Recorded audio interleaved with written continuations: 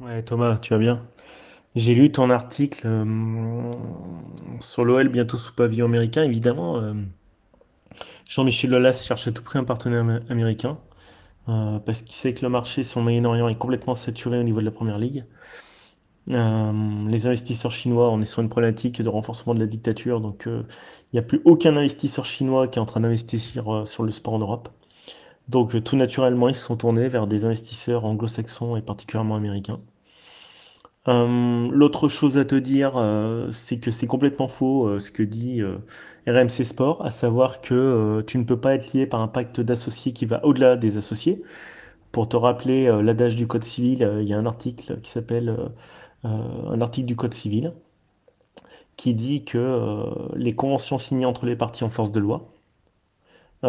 Et ça n'engage que les parties. C'est-à-dire qu'à un moment donné, tu peux pas dire que Jean-Michel Aulas est légalement contraint de rester entre 4 et 7 ans sur un mandat social de président au sein du club, c'est complètement faux, parce que le seul pacte d'associés qu'il a signé, c'est avec les associés.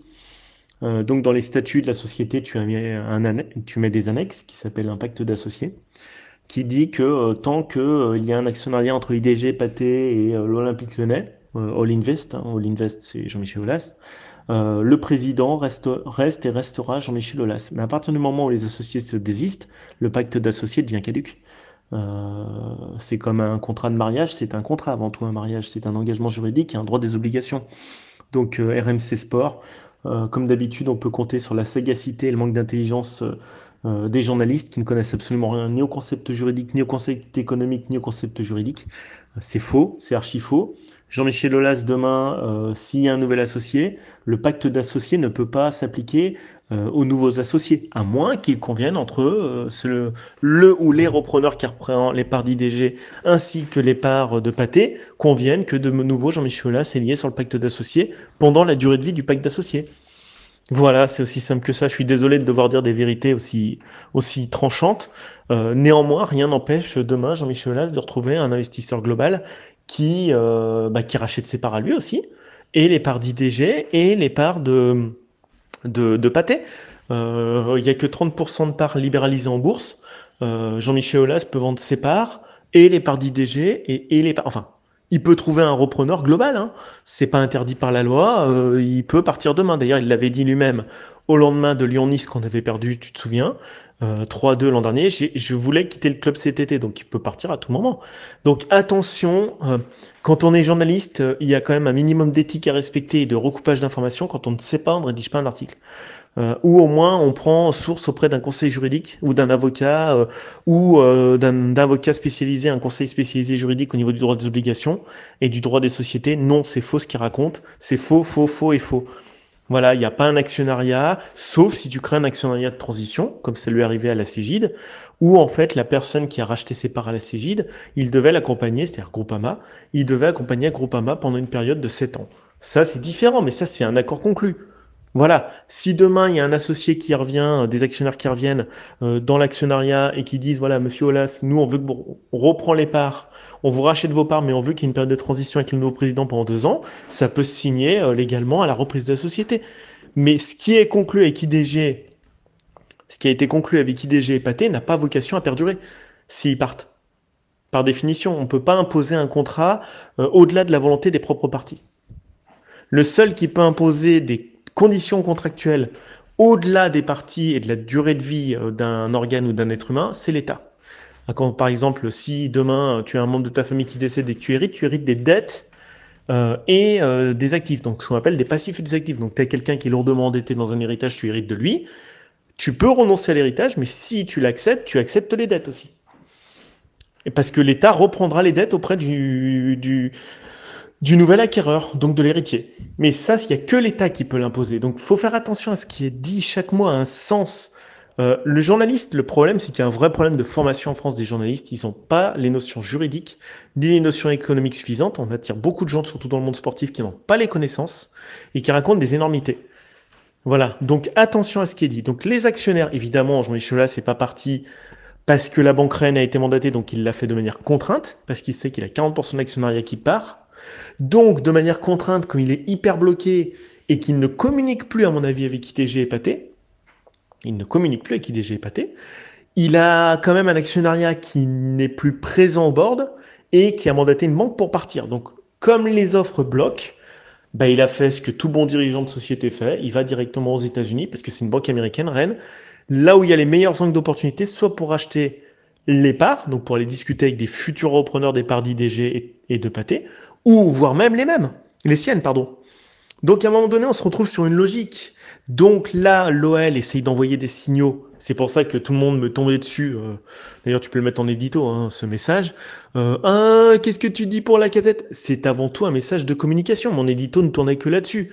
Au lieu de se focaliser sur Antoine, il est arrogant, il est pas arrogant. Je m'en moque, vous pensez ce que vous voulez. En tout cas, ramener du Lacazette qui vient de Première Ligue, essayer de lancer des signaux de communication sur le retour potentiel d'un Umtiti ou d'un Tolisso avec des noms identifiés auprès des marchés nord-américains. C'est-à-dire que Lacazette, c'est un joueur qui joue à Arsenal, il y en a un qui joue au Bayern Munich, un qui joue à Barcelone. Ça prouve devant des gens qui ne sont pas hyper spécialisés du sport européen, parce qu'on est sur un système de franchise en Amérique du Nord, ils vont se dire, c'est comme si demain t'achètes Kevin Durant, ou t'achètes Stephen Curry, ou t'achètes LeBron James.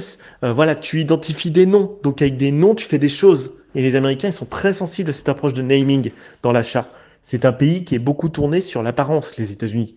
Donc c'est vrai que ramener du Lacazette, du Tolisso, signer un jeune espoir de Ligue 2, machin et tout, donner un dynamisme transfert qu'ils n'avaient pas fait la saison précédente parce qu'ils étaient aux abois. Ils ont subi le mercato l'an dernier, ils ont trouvé un entraîneur par défaut. Ils ont subi le mercato parce qu'ils devaient vendre avant d'acheter, donc Joachim Anderson, Jean Lucas. En l'occurrence, ils ont attendu le mois d'août pour faire des coups soit gratuits, soit pas chers, type Shaqiri, Boateng ou Emerson, avec des noms. Aujourd'hui, ils ont fait une stratégie inverse, c'est-à-dire comme Ola, c'est dans une stratégie d'attractivité des actionnaires américains, il est obligé de donner un gage de sécurité avec des noms de Première Ligue ou de Bundesliga. Voilà ce qu'il est en train de faire, et c'est très intelligent. Alors là, c'est très intelligent. C'est pour ça que mon édito était critique. Oui, je critique le fait qu'Alexandre Lacazette soit encore un joueur compétitif, parce que les statistiques sont très mauvaises.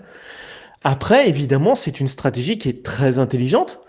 Après, les mecs, ils pensent tous noir et blanc sur les éditos. Non, en fait, c'est comme un nuancier. On passe du très blanc, petit, un peu gris, un peu plus gris. En fait, toute la vie est complexe. On vit dans des sociétés complexes. Là, Olas, il a une stratégie parfaite avec l'attrait de Lacazette. Évidemment, il a beaucoup communiqué. Stratégie reconquête, parce que, avant tout, avant de reconquérir des supporters, il faut surtout attirer des investisseurs étrangers. Et rien de mieux que de sortir un nom comme Lacazette ou un nom comme Tolisso qui viendra peut-être pas, quitte à faire même encore 2-3 coups de ce style-là pour attirer. Après, il faut pas non plus se dire sportivement ça va donner. C'est absolument pas vrai. Mais c'est un signe que ça change. Et j'avais dit dans plusieurs éditos, après les gens me croient, ils me croient pas, ce qui était le plus important de la saison, c'est pas le départ de Juninho. Ce qui est le plus important, c'est quand Sédou et IDG ont dit, dans un communiqué de presse le jour où on joue le FC Porto, ils ont dit, nous, on souhaite mandater une banque pour partir. C'est le moment le plus important de la saison. Il ne fallait pas lire autre chose dans la saison. Après, on peut lire, ouais, 8e place, Europa League quart finale, on a pris une tôle contre West Ham et tout. Le moment le plus important, c'est que ni Pathé ni... voilà, donc la deuxième partie de mon édito, c'est là-dessus. On est sur un investisseur certainement américain.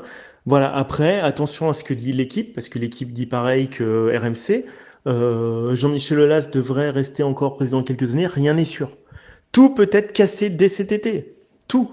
Ça dépend de ce que veut faire le nouvel actionnaire. Soit il veut un accompagnement parce qu'il connaît pas le marché européen, soit il veut vraiment une prise de pouvoir type McCourt à Marseille avec vraiment l'actionnariat, quitte à mettre un président délégué parce qu'il se dit voilà c'est un Européen comme McCourt l'a fait, hein, on met un Européen soit un Espagnol soit un Français. Donc on peut se retrouver vraiment sur des schémas très différents, mais la stratégie de communication de mon édito elle est claire. Oui, oui, il y a une communication du club et elle est très intelligente. Par contre, il faut pas se leurrer. Aujourd'hui, il faut vraiment se dire que le sportif, bah, c'est assez secondaire parce que Jean-Michel Aulas traverse une grave crise d'actionnariat qui, contrairement à celle de 1999 ou de 2016, celle de 99, pardon, avec l'arrivée de Pathé, était voulue pour élargir la capitalisation du club afin d'acheter des joueurs type Pierre Lègle ou Sonny Anderson. Voilà. Qui était un coup magistral, hein, des coups, parce qu'il y avait Sonny Anderson et Pierre Lègle, hein, voilà. Et qui ensuite a permis de gagner les premiers titres, d'attirer Rick Carrière, enfin voilà, on connaît un peu la chanson maintenant. Violo, Coca, enfin voilà, on connaît la musique. Vérel, Marley, enfin, voilà, tout ce qui a permis au club de gagner ses premiers titres. Celle de 2016, c'était une ouverture de capitalisation à hauteur de 20% pour pouvoir financer le stade. Mais celle-là, c'est une cession pour la première fois, sans que Jean-Michel Aulas n'ait la main. C'est-à-dire qu'il n'y a pas une capitalisation, soit pour des infrastructures, soit pour des joueurs. Là, en gros, c'est un changement peut-être de paradigme, mais même de présidence. Peut-être. Donc ça va se décanter dans les jours ou les mois à venir. Ça se décantera peut-être pas, parce que comme à Saint-Etienne, ils ont essayé et ça n'a pas marché, et ça fait 2 ans que ça traîne, et puis ça finit mal. Cette situation de l'actionnariat tangible, enfin, qui tangue, ne peut pas durer. C'est le pire à la tête d'une société quand vous avez une société qui est dans une stratégie comme ça peut être extrêmement compliqué pour se pérenniser. Ça peut faire comme à Saint-Etienne, c'est-à-dire voilà, on veut vendre, on veut pas vendre, on veut vendre, on veut vendre, on rate. L'an dernier, on a raté un prince malaisien, je sais plus, ou cambodgien, je crois, cambodgien, et ça finit en Ligue 2. Et puis là, en fait, vous vendez rien du tout votre club, quoi, parce que d'un club qui peut valoir 100 millions comme Saint-Etienne, vous vous retrouvez à 15 millions parce qu'il est en Ligue 2. Les actionnaires, ils ont peur. Hein. Jean-Michel Aulas aussi aujourd'hui, il doit se dire putain, j'ai créé un super outil, des infrastructures, du patrimoine et tout, des joueurs de l'actif, de l'actif, de l'actif. Et là, il se dit merde, je suis arrivé au bout de ma logique, comme Arsenal d'ailleurs, parce que le club, en fait, n'avait pas forcément les reins assez solides pour se lancer dans un stade pareil. Voilà. Et les actionnaires, inévitablement, avec une crise du Covid additionnée et le Mediapro, fait que les actionnaires, au moment, ils comptent leurs sous et puis ils se disent le retour sur investissement, c'est quand? Quand tu vois des retours sur investissement qui sont plus à 6 mois, 1 an, mais à 2, 3, 4, 5, 6 ans, ça devient trop périlleux. Les mauvais résultats sportifs ont vraiment contraint de décider également Pathé et IDG de céder les parts. Alors après, on va dire oui, mais c'est d'où il a 87 ans et tout. Certes, mais aussi aujourd'hui, il y a de la restructuration. À un moment donné, on se restructure quand on voit que ça devient périlleux ou hasardeux. On change de volet d'actionnariat. On vend des parts. C'est comme si vous vendez un bien immobilier qui ramène plus d'argent. À un moment donné, c'est pas leur projet, ni Cédou ni IDG. Ils sont pas au jour le jour dans la gestion du club. Ils ont délégué une gestion à Jean-Michel Aulas et à ses équipes. Et c'est vrai que là, ça devient vraiment hasardeux. Sans compter la concurrence de McCourt avec Marseille qui a quand même réussi quelque chose, du Qatar qui a aucun moyen, qui a des moyens complètement déraisonnables et limités. D'ailleurs, ça va finir par poser problème avec Manchester City à terme parce que des États actionnaires, c'est en train clairement de mettre clairement à mal l'économie du monde du football. Après, on peut pas dire oui, on veut pas d'une Ligue des Nations fermée type franchise à l'américaine parce que c'était un peu l'idée de créer des franchises à l'américaine. Hein. Sur le modèle NFL, NBA ou NHL, alors qu'en fait, d'un autre côté, tu as le Real Madrid qui peut s'endetter à mort, ou City et le Qatar qui font un peu ce qu'ils veulent, comme ils veulent, sans fonds limités, sans problème, en renversant des contrats de sponsors qui sont 8 fois équivalents au prix maillot habituel. À un moment donné, voilà, on arrive sur des logiques pour certains actionnaires qui commencent à tourner en rond. Soit on passe sur une dimension stratosphérique et on appelle notre ami Elon Musk et on part sur Mars avec notre équipe de foot, ou on fait un peu comme on peut et puis on joue des places assez minimes, quoi, enfin, ou européennes, quoi. Voilà un peu tout ce que j'avais à dire. Attention à ce que racontent les médias. Peut-être qu'Olas ne sera plus président de l'OL cet été. Hein. Ça dépend de comment les événements tournent. En tout cas, ce qui est pas très bon signe, c'est que c'est Jean-Michel Aulas qui se déplace lui-même aux États-Unis. Donc ça veut dire qu'il a subi le train des mesures prises par IDG et Pathé, qui ont été lancées au mois d'avril. C'est des hostilités, hein, c'est hostile, hein, clairement, c'est une session hostile, c'est-à-dire que c'est pas une session amiable, c'est pas une session concertée, c'est-à-dire que c'est par communiqué de presse que Jean-Michel Aulas a appris le départ. Et depuis, le bateau est vide à 40%. Donc c'est quand même hyper compliqué. Il est tout seul actionnaire aujourd'hui à bord et il a plus de communication, il a plus de volonté de rester. Donc évidemment, là, qu'est-ce qu'il fait? Dès que le championnat est fini, il va passer un mois aux États-Unis pour rencontrer des Gillette, de John Textor, enfin tout ce que vous voulez, tout ce qui se fait dans le monde du business du sport, et pour voir s'il y a une offre sérieuse, et si oui, est-ce que c'est 20, 30, 40%, la présidence en jeu, pas, c'est hyper compliqué. Mais si ça dure, ça peut être chaud. Voilà. Voilà ce que j'avais à dire. Donc bon, tu peux le mettre en édito, il n'y a pas de souci, tu connais mon avis. Je te laisse choisir le titre parce que le titre, toujours Thomas qui choisit les bons titres. Voilà, mais c'est bien que ça se passe assez vite au mois de juin. Il y a le mois de juin pour régler cette situation. Ça peut aller très vite. Il y en a un qui disait oui, mais c'est long les reprises de commerce et tout. Non, ça peut aller très très vite. Si ça se passe pas très vite là, après ça peut s'enliser. Voilà. Allez, bonne journée.